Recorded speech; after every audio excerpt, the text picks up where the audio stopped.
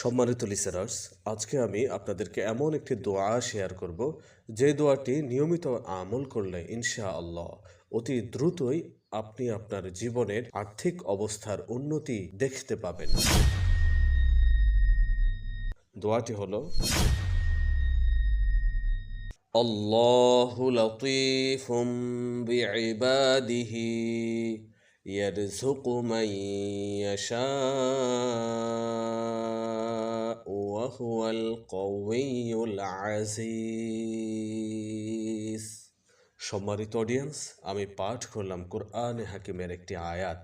যে আয়াতের আমলটি আপনি প্রতিদিন ফজরের নামাজের পরে ৩১ বার এবং মাগরিবের নামাজের পরে ৩১ বার যদি নিয়মিত পাঠ করেন, তাহলে ইনশাআল্লাহ ১ মাসের ভেতরেই আপনার আর্থিক সচ্ছলতা তৈরি হবে।